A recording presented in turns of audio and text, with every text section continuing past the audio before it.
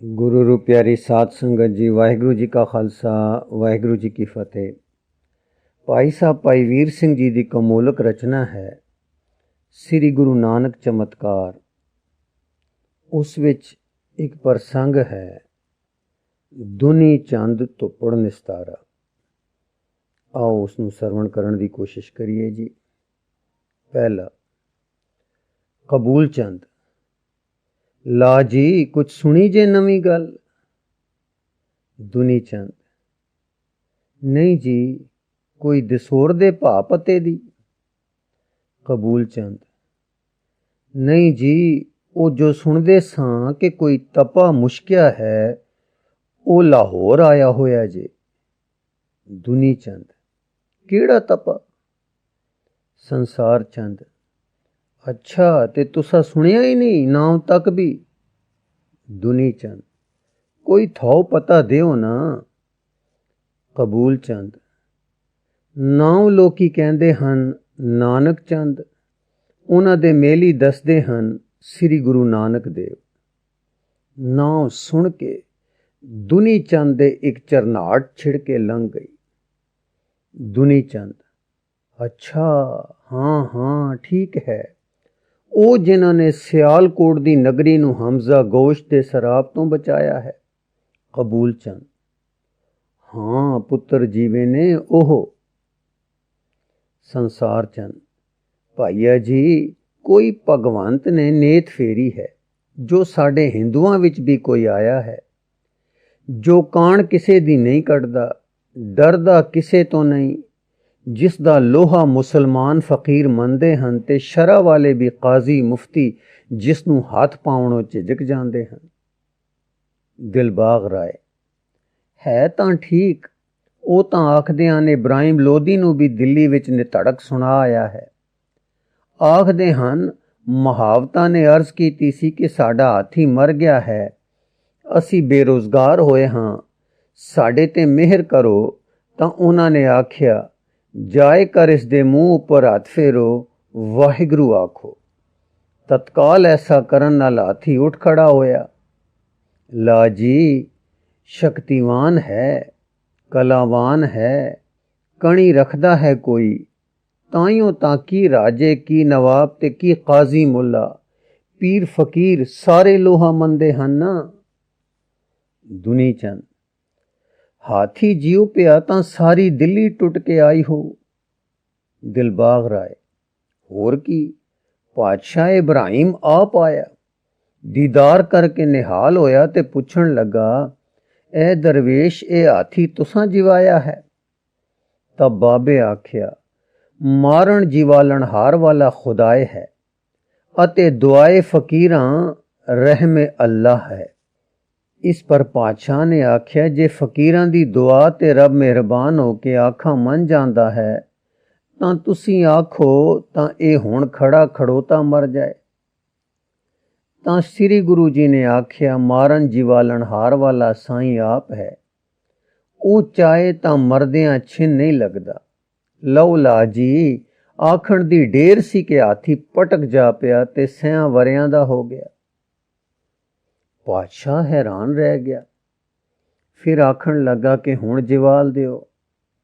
तां गुरु बाबे आख्या, हजरत लोहा अग विच पै के लाल अंगारा हो जांदा है, ओ लोहा रत्ती पर जिन्ना चिर हथ उत्ते टिक नहीं सकदा, छोया नहीं ते हथ सड़िया नहीं। पर जे कदी अग दे अंगार नूं छेती नाल चक के सड़ देवो तां तुसां डिठा होऊ हथ नहीं सड़दा। बलदी अग दी लाट विचों कोई फुरती नाल हथ कढ ले जाए तां हथ सेकों बच जांदा है, पर लोहे नाल होए लाल छोहण दी कोई फुरती हाथ नूं सेक लगणों नहीं बचा सकदी। तिवें फकीर साईं विच पै के उस दी लाली नाल लाल होए हन, त्यों खुदाई दी सट्टी उठाए लैण, पर उन्हां दी सट्टी भी उठणों रही। पातशाह ने कहा, साईं लोग जी रब नाल रल रब रूप हो रहे जी, तुसां दी रमज असां पाई है। साईं अपनियां प्यारियां दे प्यार दा सदका जो उस दी कीती विच किसे उच्च वलवले विच आ के दखल देण तां साईं मोड़दा नहीं। ਉਸੇ ਪਿਆਰ ਦਾ ਸਦਕਾ ਆਪਣੇ ਪਿਆਰਿਆਂ ਦੀ ਕਿਸੇ ਉੱਚ ਭਾਵ ਵਿੱਚ ਕੀਤੀ ਗੱਲ ਨੂੰ ਰੱਦ ਵੀ ਨਹੀਂ ਕਰਦਾ। ਵਾਹ ਵਾਹ, ਧੰਨ ਹੋ ਆਪ, ਕੁਛ ਮਿਹਰ ਕਰੋ, ਸਾਡੀ ਵੱਲੋਂ ਕੋਈ ਨਜ਼ਰ ਭੇਟ ਕਬੂਲ ਕਰੋ। ਤਾਂ ਗੁਰੂ ਜੀ ਨੇ ਆਖਿਆ, ਪਾਤਸ਼ਾਹ, ਸਾਨੂੰ ਕਿਸੇ ਪਦਾਰਥ ਦੀ ਭੁੱਖ ਨਹੀਂ, ਜੋ ਭੁੱਖ ਕੇ ਪਾਤਸ਼ਾਹਾਂ ਤੱਕ ਨੂੰ ਸਤਾ ਰਹੀ ਹੈ। ਸਾਡੀ ਉਸ ਤੋਂ ਬੇਪਰਵਾਹੀ ਹੈ। ਹਾਂ, ਇੱਕ ਭੁੱਖ ਸਾਨੂੰ ਵੀ ਹੈ, ਉਹ ਭੁੱਖ ਖੁਦਾ ਦੀ ਹੈ। ਦਿਨ ਰਾਤ ਉਸ ਦੇ ਰੰਗ ਰਤੇ ਹਾਂ, ਉਸ ਦੇ ਆਧਾਰ ਜੀਵਦੇ ਹਾਂ, ਉਸੇ ਵਿੱਚ ਟੁਰਦੇ ਫਿਰਦੇ ਹਾਂ, ਉਸੇ ਦਾ ਨਾਮ ਸਾਡਾ ਖਾਵਣ ਪੀਵਣ ਹੈ। ਪਰ ਫਿਰ ਉਸ ਦੀ ਪਿਆਰੀ ਪਿਆਰੀ ਤੇ ਮਿੱਠੀ ਮਿੱਠੀ ਭੁੱਖ ਲੱਗੀ ਰਹਿੰਦੀ ਹੈ। ਇਹ ਭੁੱਖ ਜਗਤ ਦੀਆਂ ਭੁੱਖਾਂ ਤੋਂ ਨਿਰਭੁੱਖ ਕਰਦੀ ਹੈ ਤੇ ਸਾਈਂ ਦੇ ਦੀਦਾਰ ਦੀ ਸਿੱਖ ਵਿੱਚ ਰਸਦਾਤਿਆਂ ਕਰਿਆਂ ਰੱਖਦੀ ਹੈ। ਇਹ ਬੇਪਰਵਾਹੀ ਤੇ ਇਹ ਸਤਿਆ ਤੇ ਇੱਕ ਨਿਧੜਕਤਾ ਦੇਖ ਕੇ ਪਾਤਸ਼ਾਹ ਸਿਰ ਨਿਵਾ ਕੇ, ਹਾਂ, ਸ਼ਰਈ ਪਾਤਸ਼ਾਹ ਹਿੰਦੂ ਅੱਗੇ ਨਿਉ ਕੇ ਟੁਰ ਗਿਆ। ਸੰਸਾਰ ਚੰਦ ਤੇ ਉਹ ਵੀ ਗੱਲ ਸੁਣੀ ਨੇ? ਦੁਨੀ ਚੰਦ ਕਿਹੜੀ? ਸੰਸਾਰ ਚੰਦ ਪਾਣੀਪਤ ਵਾਲੀ। ਦੁਨੀ ਚੰਦ ਨਹੀਂ, ਸੁਣਾਓ ਨਾ।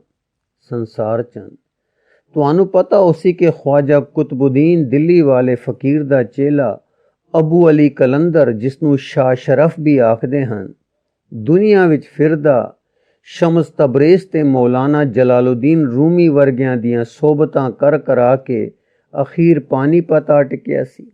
ਉਸ ਦੇ ਤੀਸਰੇ ਥਾਵੇਂ ਚੇਲਾ ਹੈ ਅੱਜ ਕੱਲ੍ਹ ਉੱਥੇ। ਹੈ ਤਾਂ ਉਹ ਵੀ ਮੁਸਲਮਾਨ, ਪਰ ਕਹਿੰਦੇ ਹਨ ਕਿ ਆਪਣੇ ਵਡੇਰੇ ਵਾਂਗੂ ਤੱਪੀ ਪੁਰਖ ਹੈ ਤੇ ਬੜਾ ਮੰਨਿਆ ਪਰਮੰਨਿਆ ਹੈ। ਉਸ ਨੂੰ ਵੀ ਲੋਕੀ ਸ਼ਾਹ ਸ਼ਰਫ ਹੀ ਆਖਦੇ ਹਨ। ਤੀਜਾ ਸ਼ਾਹ ਸ਼ਰਫ, ਇਹ ਪੰਜਾਬੀ ਬੋਲੀ ਵਿੱਚ ਫਕੀਰੇ ਦੇ ਟੱਪੇ ਵੀ ਜੋੜਦਾ ਹੈ। ਉਹ ਮੁਸਲਮਾਨਾਂ ਵਿੱਚ ਇੱਕ ਪਰੇ ਦਾ ਆਲਮ ਤੇ ਚੋਟੀ ਦਾ ਇੱਜ਼ਤ ਵਾਲਾ ਹੈ।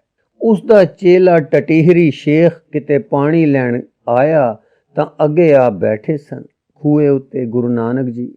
ਸ਼ੇਖ ਨੇ ਜਾਤਾ ਕੋਈ ਸੂਫੀ ਫਕੀਰ ਹੈ ਕਲੰਦਰੀ ਦੇ ਦਰਜੇ ਦਾ।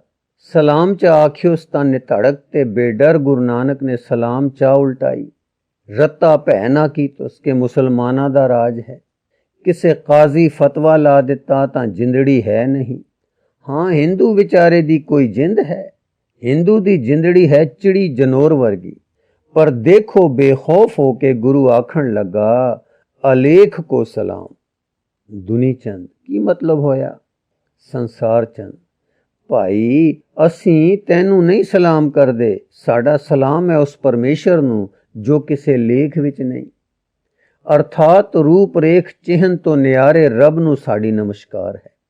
ਸ਼ੇਖ ਟਟੀਹਰੀ ਤਾਂ ਹੱਕਾ ਬੱਕਾ ਰਹਿ ਗਿਆ। ਹੈ, ਇਹ ਕੌਣ ਹੈ ਜੋ ਇਸਲਾਮ ਦੀ ਸਲਾਮ ਅਲੈਕਮ ਨੂੰ ਭੰਨ ਮਰੋੜ ਸੁੱਟਦਾ ਹੈ? ਭੰਨਾ ਗਿਆ ਤੇ ਜਾ ਮੁਰਸ਼ਿਦ ਨੂੰ ਦੱਸਿਓਸ। ਉਸ ਜਾਤਾ ਕਿ ਮੁਸਲਮਾਨ ਤਾਂ ਕੋਈ ਸ਼ਰਅ ਦੀ ਸਲਾਮ ਨੂੰ ਭੰਨ ਮਰੋੜ ਸਕਦਾ ਨਹੀਂ, ਆਪਣੇ ਦੀਨ ਦੀ ਸ਼ਰਮ ਤੇ ਆਨ ਦੇ ਕਾਰਨ, ਤੇ ਹਿੰਦੂ ਭੈ ਦਾ ਮਾਰਿਆ ਇੰਨੀ ਦਲੇਰੀ ਕਰ ਨਹੀਂ ਸਕਦਾ। ਇਹ ਹੋਵੇ ਨਾ ਤਾਂ ਕੋਈ ਰੱਬ ਦਾ ਉੱਚਾ ਕੀਤਾ ਲੋਕ ਹੈ। ਚਲੋ ਦੀਦਾਰ ਦੇਖਾਂ, ਇਹ ਸੋਚ ਕੇ ਆਇਆ। ਆ ਕੇ ਲੱਗਾ ਸਵਾਲ ਜਵਾਬ ਕਰਨ। ਲਉਲਾ ਜੀ, ਰੱਬ ਤੁਹਾਡਾ ਭਲਾ ਕਰੇ। ਆਖਦੇ ਹਨ ਕੋਈ ਪਹਿਰ ਭਰ ਲੱਗਾ ਰਿਹਾ, ਬੜੇ ਬੜੇ ਪ੍ਰਸ਼ਨ ਸੁੱਟੇ ਤੇ ਰਮਜ਼ਾ ਮਾਰੇ, ਪਰ ਉੱਤਰ ਲੈ ਲੈ ਖਾਤਰ ਨਿਸ਼ਾ ਹੁੰਦੀ ਜਾਵਸ। ਅਖੀਰ ਸਾਈਂ ਜੀਵੇਂ ਨੇ ਅਖੀਰ ਪੈਰੀਂ ਟੱਠਾ। ਮੈਨੂੰ ਅੱਖੀਂ ਵੇਖਣ ਵਾਲੇ ਨੇ ਦੱਸਿਆ ਹੈ ਕਿ ਸ਼ਾਹ ਸ਼ਰਫ ਨੇ ਆਖਿਆ, ਵਾਹ ਵਾਹ, ਖੁਦਾਏ ਦੇ ਸਹੀ ਕਰਨ ਵਾਲਿਆਂ ਦਾ ਕਿਆ ਸਹੀ ਕੀਚ ਹੈ, ਉਨਕਾ ਦੀਦਾਰ ਹੀ ਬਹੁਤ ਹੈ। ਤਬ ਆਏ ਦਸਤਪੋਸ਼ੀ ਕੀਤੀ ਉਸ ਅਤੇ ਪੈਰ ਚੁੰਮਿਓਸ। ਦੁਨੀ ਚੰਦ, ਦਸਤਪੋਸ਼ੀ ਕੀ ਹੁੰਦੀ ਹੈ? ਸੰਸਾਰ ਚੰਦ, ਹੱਥ ਵਿੱਚ ਹੱਥ ਲੈ ਕੇ ਘੁੱਟਣਾ, ਫਿਰ ਹੱਥ ਚੁੰਮ ਲੈਣਾ। ਦੁਨੀ ਚੰਦ, ਮੁਸਲਮਾਨ ਚੋਟੀ ਦਾ ਫਕੀਰ ਹੈ, ਉਸਨੇ ਸਾਡੇ ਹਿੰਦੂ ਫਕੀਰ ਦੇ ਹੱਥ ਵਿੱਚ ਹੱਥ ਲੈ ਕੇ ਚੁੰਮੇ ਤੇ ਫਿਰ ਪੈਰ ਚੁੰਮੇ। ਇਸ ਤੋਂ ਵੱਧ ਹੋਰ ਨਿਉਣਾ ਕੀ ਹੋ ਸਕਦਾ ਹੈ? ਪਿਛਲੇ 400 ਵਰੇ ਵਿੱਚ ਮੈਨੂੰ ਆਸ ਨਹੀਂ ਕਿ ਕਦੇ ਕਿਸੇ ਮੁਹੰਮਦੀ ਨੇ ਕਿਸੇ ਵੱਡੇ ਤੋਂ ਵੱਡੇ ਹਿੰਦੂ ਅੱਗੇ ਇਹ ਫਿਰੋਤਨੀ ਕੀਤੀ ਹੋਵੇ। ਦਿਲਬਾਗ ਰਾਏ, ਇਹੋ ਤਾਂ ਗੱਲ ਹੈ। ਇਹ ਹੈ ਨਾ ਸਤਿਆ। ਇੱਥੋਂ ਹੀ ਸਿਆਣ ਹੁੰਦੀ ਹੈ ਕਿ ਗੁਰੂ ਨਾਨਕ ਫਕੀਰ ਹੀ ਨਹੀਂ, ਉਹ ਕੋਈ ਹੈ, ਕੋਈ। दुनी चंद की कोई। दिलबाग राय बई सरदारा साडिया पंडित एक खुणसदा सी पिया कल ते एक पिया दसदा सी के अवतार आया है। इसने धरती ते ओ रंग जमावना है कि मलेच सभा उठ जाएगी। दुनी चंद ते एडे सोने नाल दूसरा खुणसदा क्यों सी। दिलबाग राय एवें भैड़ियां वादियां चंद चढ़े नू देख ना सुखावना। असल गल ला जी ये है हिंदू धर्म है साडा, कहंदियां पई लजियां आउंदी है। अपने मूहों आप नू माड़ा कहना है, पर है जे सच्ची एहो गल के ब्राह्मणां विच सत्या रती नहीं रह गई, निरी लेपोके रह गई है। टग्गा इत्थे रख, टग्गा इत्थे रख, ना इन्हां विच विद्या, ना तप, ना ब्रत, ना शील। जे कदे धर्म वाले रहिंदे उधर खतरी धर्म वाले रहिंदे तां पठाणा दा कदे बल पै सकदा सी। सदियां बदी लोकी ऐशा विच पै गए, धर्म तो परे ही परे हो गए ना बल रहा, ना धर्म रहा, ना सत्या रही। बस बोधे हो चुके रुख वांगू झाखड़ झोलदियां ही लम्मे पै गए। फिर ऐसे लम्मे पे के मुड़ उठे ही नहीं ते कोई क्यों टाठियां नू उठावे। दुनी चंद सच है, पर दसो ना ओ ब्राह्मण जो खुणसदा सी तां क्यों। दिलबाग राय ओ कहंदा सी कि नाल मुसलमान मर्दाना रबाबी क्यों है, ते जनेऊ क्यों नहीं पहनदे, ते वर्ण आश्रम क्यों नहीं पालदे, खाण पीण दी खुल क्यों कीती ने, व्रत आदक धारण क्यों नहीं करदे, लम्मे लम्मे केस क्यों छड्डे होए ने, सिखा सूत धोती क्यों नहीं। कदी कोई वेश करदे हन, कदे कोई, कदे अद्धा हिंदू अद्धा मुसलमानी वेश, कदे अद्धा फकीरी अद्धा गृहस्थी। एक ही रंग होए। दूजा पंडित कहंदा सी ये अवतार आए हन जो पुराणा विच दसे होए हन कि कलयुग विच आउणगे। दूजा खुणस खुणस के कुणसा कढ़दा सी। दुनी चंद भला ਉਹ ਇਹ ਗੱਲਾਂ क्यों करते हैं, कुछ तुसी भी आखो। दिलबाग राय जे तां जीव होण तां मैं भी कुछ आखां। ਉਹ ਤਾਂ कारक होए रब वालों कोई जगत दा पार उतारा करन आए होए। समर्थ नू कोई की कहे। अग्नि समर्थ है, जो कुछ पा दिओ भस्म हो जाता है। गंगा समर्थ है, जो चाओ विच सड़ दिओ गंगा मैली नहीं होंदी। समर्थ सूरज सब चंगियां मंदियां थावां ते चमकदा है, धुप नू कदे मैल नहीं लगी। समर्थ की ते उसदी करनी विच दोष की। दुनी चंद ये तां सच है, पर आखिर उन्हां दे कौतुक दा कोई मतलब। दिलबाग राय मैं सुनिया है कि ਉਹ ਕਹਿੰਦੇ ਹਨ ਜਨੇਊ ਜੀਆਂ ਦਾ ਪਹਿਨੋ। ਜੇ ਜੀ ਨੂੰ ਜਨੇਊ ਨਹੀਂ ਪਾਇਆ ਤਾਂ ਪਿੰਡੇ ਨੂੰ ਜਨੇਊ ਦਾ ਕੀ ਲਾਭ ਹੈ।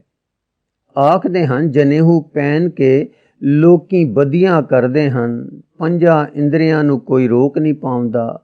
ਜਨੇਊ ਦਾ ਮਤਲਬ ਹੈ ਨਾ ਧਰਮ ਦੀ ਧਾਰਨਾ ਵਾਲੇ ਦੀ ਨਿਸ਼ਾਨੀ। ਬ੍ਰਾਹਮਣ ਖੱਤਰੀ ਵੈਸ਼ ਤ੍ਰੈ ਜਾਤੀਆਂ ਜੋ ਧਰਮ ਵਿੱਚ ਹਿੱਸਾ ਲੈ ਸਕਦੀਆਂ ਹਨ, ਉਹਨਾਂ ਦੀ ਨਿਸ਼ਾਨੀ ਦਾ ਧਾਗਾ। ਜੱਗੇ ਧਰਮ ਹੈ ਸੋ ਧਰਮ ਦੀ ਧਾਰਨਾ। ਹੁਣ ਧਰਮ ਉੱਡ ਗਿਆ ਹੈ ਤੇ ਨਿਰਾ ਧਾਗਾ ਰਹਿ ਗਿਆ ਹੈ। ਉਹ ਕਹਿੰਦੇ ਹਨ ਧਰਮ ਧਾਰਨ ਕਰੋ। ਜੋ ਧਰਮਹੀਨ ਹਿੰਦੂ ਹਨ ਉਹਨਾਂ ਨੂੰ ਮਖੌਲ ਕਰਦੇ ਹਨ ਤਾਂ ਜੋ ਉਹ ਧਰਮ ਵਿੱਚ ਉੱਚੇ ਹੋਣ। ਬਾਕੀ ਉਹ ਹਿੰਦੂਆਂ ਨੂੰ ਕਹਿੰਦੇ ਹਨ ਤੁਸੀਂ ਬੁੱਤ ਪ੍ਰਸਤੀ ਛੱਡ ਦਿਓ, ਹੀਣਤਾਈ ਛੱਡ ਦਿਓ, ਸੁਰਤ ਉੱਚੀ ਕਰੋ, ਨਾਮ ਜਪ ਕੇ ਤੇ ਸੱਚ ਤੇ ਆ ਜਾਓ। दुनी चंद हरे हरे ठाकर पूजा ये गई तां हिंदू धर्म ही की रह गया। दिलबाग राय मैं एक पुराने पुस्तकां दे पठिया पंडित पासों सुनिया है कि बुत परस्ती हिंद विच बहुत बोधियां ने प्रचारी है। वो लोग एक परमेश्वर एक ब्रह्म नू चंगी तरह समझ नहीं सके। वो परमेश्वर जी तो नमुकर रहे हैं। संतां श्रेष्ठाचारी ते चंगे पर परमेश्वर दे पासियों अख मीटी रखी ने। बुद्ध जी ने आप तां कोई साफ अन ईश्वरवादी गल नहीं खुल के कही, पर संप्रदा ने लगभग ईश्वर ही नहीं मनिया। हुण बुद्ध जी दे चलाने मगरों प्रेमी दिलां नू टोट पई। परमात्मा तां उन्हां दे दिलां दी टेक सी ही नहीं। निरे शुभ कर्म सुरत दा आसरा बन नहीं सन सकदे। सो सुरत ने टेक किथे लई। बुद्ध प्रेमियों के सामने बुद्ध जी सन। सो उन्होंने अपने सोहने मनुखी आदकर्ता श्री बुद्ध जी की प्रतिमा बनाई ते उस दे ध्यानी बुत रचे जिन्हों तक तक के सुरत ध्यान मगन हो जाए। इन्हां बुद्ध मूर्तियां की पूजा टुर पई।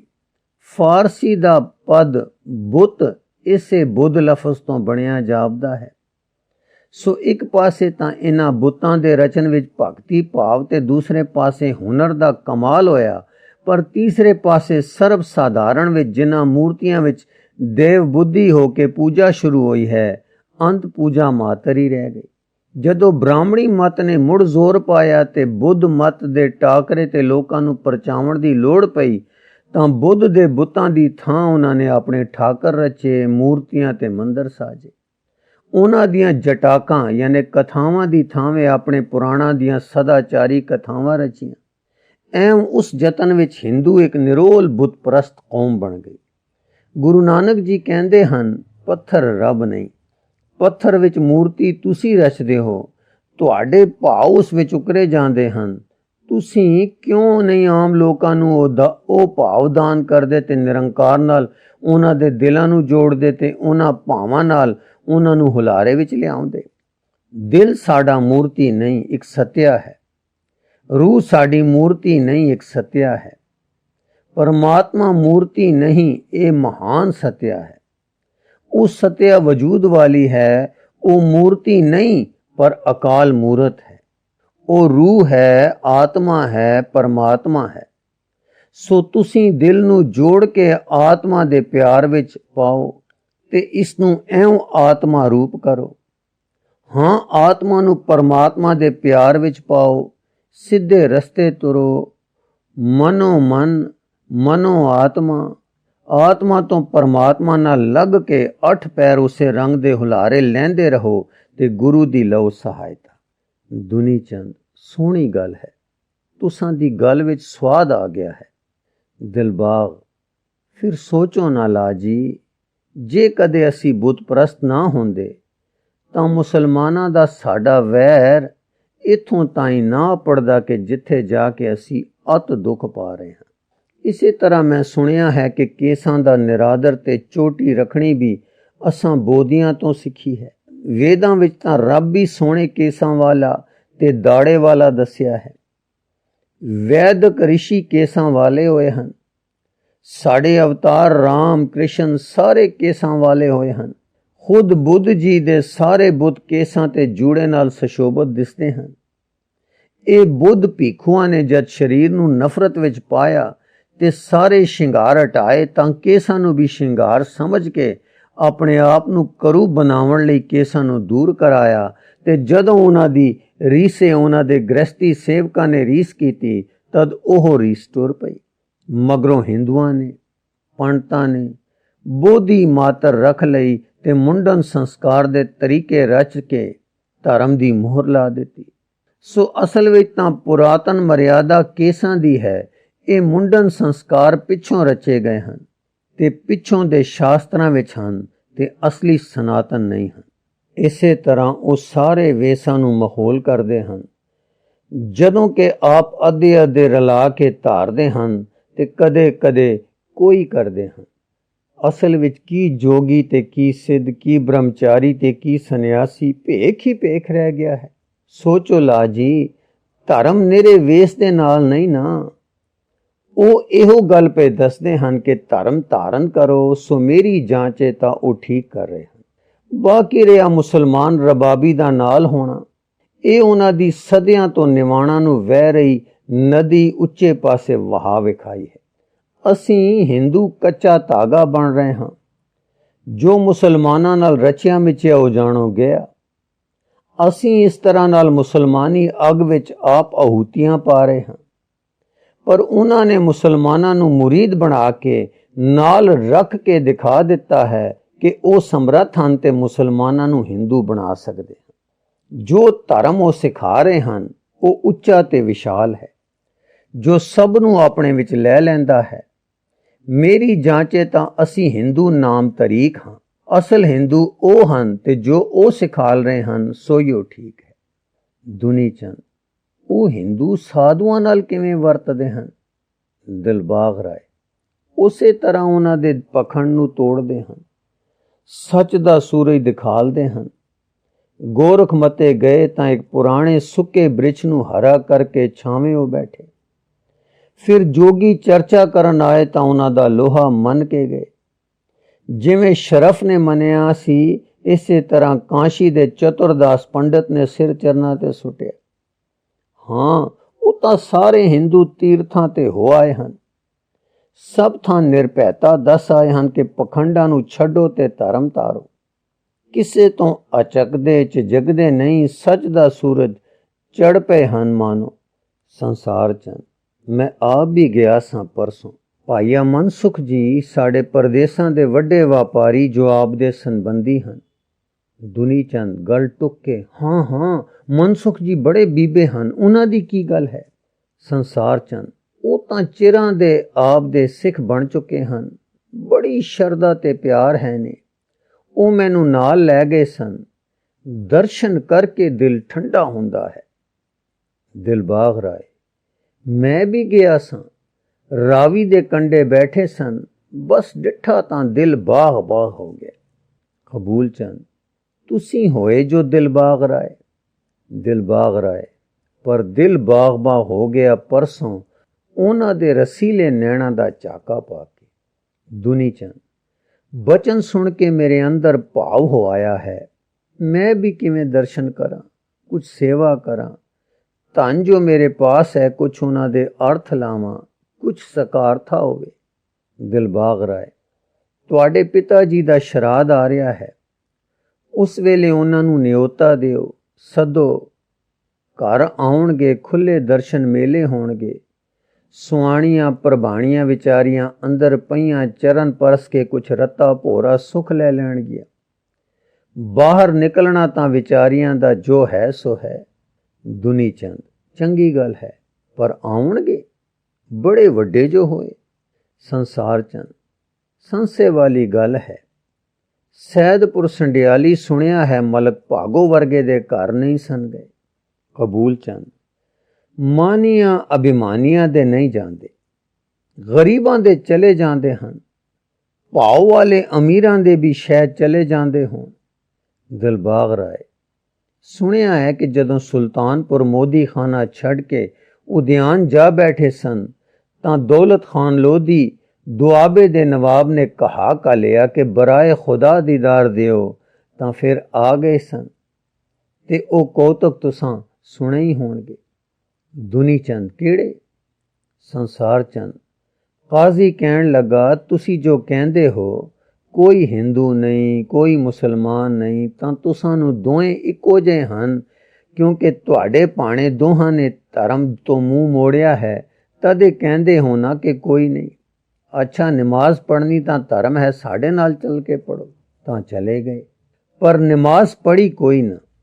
ਜਾਂ ਕਾਜ਼ੀ ਨੇ ਕਿਹਾ ਸਾਡੇ ਨਾਲ ਨਮਾਜ਼ ਨਾ ਪੜ੍ਹੀ ਉਹਨੇ, ਤਾਂ ਕਹਿਣ ਲੱਗੇ ਤੂੰ ਤਾਂ ਸਾਰਾ ਵਕਤ ਊਠਕਾਂ ਬੈਠਕਾਂ ਕੱਢਦਾ ਰਿਹਾ ਹੈ ਤੇ ਦਿਲ ਘਰ ਦੇ ਵਿਹੜੇ ਵਿੱਚ ਵਛੇਰੇ ਦੀ ਰਾਖੀ ਵਿੱਚ ਰਿਹਾ ਹੈ, ਜੋ ਮਤਾਂ ਖੂਹ ਵਿੱਚ ਨਾ ਜਾ ਪਵੇ। ਗੱਲ ਸੱਚੀ ਨਿਕਲੀ ਤਾਂ ਕਾਜ਼ੀ ਸ਼ਰਮਿੰਦਾ ਹੋਇਆ। ਫਿਰ ਨਵਾਬ ਨੇ ਕਿਹਾ ਮੇਰੇ ਨਾਲ ਪੜ੍ਹਦੇ, ਤਾਂ ਕਹਿਣ ਲੱਗੇ ਤੂੰ ਕਾਬਲ ਘੋੜੇ ਖਰੀਦ ਕਰਦਾ ਰਿਹਾ ਹੈ, ਬੇਹਜ਼ੂਰੀ ਦੀ ਨਮਾਜ਼ ਨਹੀਂ, ਉਹ ਤਾਂ ਉਠਕ ਬੈਠਕ ਹੈ।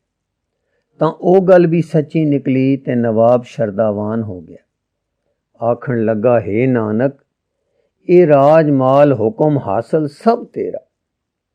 ਪਰ ਉਹਨਾਂ ਨੇ ਕਿਹਾ ਰੱਬ ਤੇਰਾ ਭਲਾ ਕਰੇ, ਇਹ ਸਭ ਕੁਛ ਤੇਰਾ ਹੈ, ਅਸੀਂ ਤਿਆਗ ਚੱਲੇ ਹਾਂ।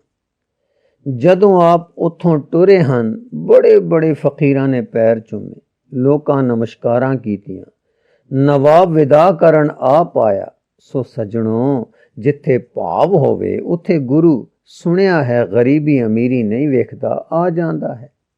ਮਲਕ ਭਾਗੋ ਵੱਡੀ ਖੋਰੀ ਪਰਜਾ ਦਾ ਗਲ ਘੋਟੂ ਸੀ, ਹੰਕਾਰੀ ਮਾਨੀ ਅਤ ਦਾ ਸੀ, ਇਸ ਕਰਕੇ ਨਹੀਂ ਸੇ ਗਏ। ਮੈਂ ਸੁਣਿਆ ਹੈ ਕਿ ਉਸ ਦੇ ਪਕਵਾਨ ਵਿੱਚੋਂ ਰਤ ਦੇ ਟੇਪੇ ਕੱਢ ਕੇ ਗੁਰੂ ਜੀ ਨੇ ਵਿਖਾਏ ਸਨ ਤੇ ਪਰੇ ਵਿੱਚ ਸ਼ਰਮਿੰਦਾ ਕੀਤਾ ਸਾਨੇ ਕਿ ਤੇਰਾ ਧਾਨ ਪਰਜਾ ਦੀ ਰਤ ਨਿਚੋੜੀ ਹੋਈ ਹੈ ਤੇ ਗਰੀਬ ਕਿਰਤੀ ਤਰਖਾਣ ਲਾਲੋ ਦੇ ਕੋਦਰੇ ਵਿੱਚੋਂ ਦੁੱਧ ਦੇ ਟੇਪੇ ਨਿਚੋੜ ਕੇ ਦਿਖਾਏ ਕਿ ਇਹ ਇੱਕ ਰੱਬ ਨੂੰ ਪਿਆਰ ਕਰਨ ਵਾਲੇ ਗਰੀਬ ਦੀ ਧਰਮ ਦੀ ਕਿਰਤ ਹੈ। ਦੁਨੀ ਚੰਦ, ਤਾਂ ਫਿਰ ਮੈਂ ਆਪ ਤੁਰ ਕੇ ਜਾਵਾਂ ਪੈਰੀ ਤੇ ਉਸ ਸ਼ਰਧਾ ਨਾਲ ਜੋ ਮੇਰੇ ਅੰਦਰ ਹੋ ਆਈ ਹੈ, ਸਦਾ ਤਾਂ ਆਸ ਹੈ ਆ ਜਾਣਗੇ। ਦਿਲਬਾਗ ਰਾਏ, ਮੈਨੂੰ ਆਸ ਹੈ ਕਿ ਆਪ ਦੇ ਭਾਵ ਦਾ ਸਦਕਾ ਆ ਜਾਣਗੇ। ਦੁਨੀ ਚੰਦ, ਭਲੀ ਗੱਲ ਹੈ, ਮੇਰੇ ਚਿੱਤ ਭਾਵ ਹੋ ਆਇਆ ਹੈ, ਮੈਂ ਕੂੜ ਨਹੀਂ ਕਹਿੰਦਾ। ਹਾਂ ਤਾਂ ਮੈਂ ਦਿਨੇ ਰਾਤ ਮਾਇਆ ਵੇੜਿਆ ਦੱਬਿਆ ਪਿਆ ਲੱਖਾਂ ਦੇ ਭਾਰ ਹੇਠਾਂ, ਪਰ ਪਤਾ ਨਹੀਂ ਮੇਰਾ ਚਿੱਤ ਪੰਗਰ ਪਿਆ ਖਾਂਦਾ ਹੈ ਕਿ ਕਦ ਦਰਸ਼ਨ ਕਰਾਂ ਤੇ ਕਦੋਂ ਦੇਖਾਂ ਨੈਣਾ ਨਾਲ। ਭਲਾ ਜੇ ਕੋਈ ਕੌਤਕ ਮੇਰੇ ਤੇ ਵੀ ਵਰਤਾ ਕੇ ਮੈਨੂੰ ਵੀ ਕੋਈ ਰਾਹ ਦੱਸ ਦੇਣ, ਕੋਈ ਰੇਖ ਵਿੱਚ ਮੇਖ ਵਜੇ ਤੇ ਮੇਰਾ ਵੀ ਭਲਾ ਹੋ ਜਾਵੇ। ਦਿਲਬਾਗ ਰਾਏ, ਇਹੋ ਸੁਣੀਦਾ ਹੈ ਉਹਨਾਂ ਦੇ ਮੁਰੀਦਾਂ ਤੋਂ ਜਿਨ੍ਹਾਂ ਨੂੰ ਸਿੱਖ ਕਹਿੰਦੇ ਹਨ ਕਿ ਭਾਵ ਤੇ ਰੀਝਦੇ ਹਨ। ਆਪ ਭੈ ਤੇ ਭਾਵ ਹੀ ਸਿਖਾਲਦੇ ਹਨ, ਪਿਆਰ ਹਮਦਰਦੀ ਸੇਵਾ ਸਿਖਾਲਦੇ ਹਨ ਤੇ ਸਾਈਂ ਨਾਲ ਗ੍ਰਸਤ ਵਿੱਚ ਵਸਦਿਆਂ ਜੋੜ ਦਿੰਦੇ ਹਨ। ਦੁਨੀ ਚੰਦ, ਤਾਂ ਆਸ ਹੈ ਆਸ ਪੂਰੀ ਹੋਵੇ ਸੀ। ਅੱਛਾ, ਹੁਣ ਰਾਤ ਬਹੁਤ ਹੋ ਗਈ ਹੈ, ਕੱਲ ਜੇ ਤੁਸੀਂ ਸਾਰੇ ਸੱਜਣ ਆ ਜਾਓ ਤਾਂ ਇਕੱਠੇ ਰਲ ਕੇ ਚਲੀਏ। ਦਿਲਬਾਗ ਰਾਏ, ਅਸੀਂ ਹਾਜ਼ਰ ਹਾਂ, ਪਰ ਚੰਗਾ ਇਹ ਹੈ ਕਿ ਤੁਸੀਂ ਇਕੱਲੇ ਜਾਓ। ਸੁਣਿਆ ਇਵੇਂ ਹੈ ਕਿ ਉਹਨਾਂ ਪਾਸ ਆਪੇ ਤੇ ਇਕੱਲੇ ਗਿਆ ਸੁੱਖ ਵਧੇਰੇ ਮਿਲਦਾ ਹੈ। ਦੁਨੀ ਚੰਦ, ਚੰਗਾ ਇਕੱਲੇ ਹੀ ਸਹੀ, ਜ਼ਰਾ ਅਦਬ ਕਰਕੇ ਸੰਗਿਆ ਆਉਂਦੀ ਹੈ। ਦਿਲਬਾਗ ਰਾਏ, ਸੰਗਿਆ ਕਾਦੀ, ਭਲੇ ਕੰਮ ਵਿੱਚ ਸੰਗ, ਸਾਈਂ ਦੀ ਟੇਕ ਰੱਖ ਕੇ ਜਾਓ, ਉਹਨਾਂ ਦਾ ਹੀ ਆਸਰਾ ਲੈ ਕੇ। ਦੁਨੀ ਚੰਦ, ਭਲੀ ਗੱਲ। ਗੁਰੂ ਰੂ ਪਿਆਰੀ ਸਾਧ ਸੰਗਤ ਜੀ, ਇਸ ਲਿਖਤ ਦਾ ਅਗਲਾ ਹਿਸਾਬ ਜੀ ਨੂੰ ਅੱਗੇ ਪੜ੍ਹ ਕੇ ਸਰਵਣ ਕਰਾਉਣ ਦੀ ਕੋਸ਼ਿਸ਼ ਕਰਾਂਗੇ ਜੀ। ਵਾਹਿਗੁਰੂ ਜੀ ਕਾ ਖਾਲਸਾ, ਵਾਹਿਗੁਰੂ ਜੀ ਕੀ ਫਤਿਹ।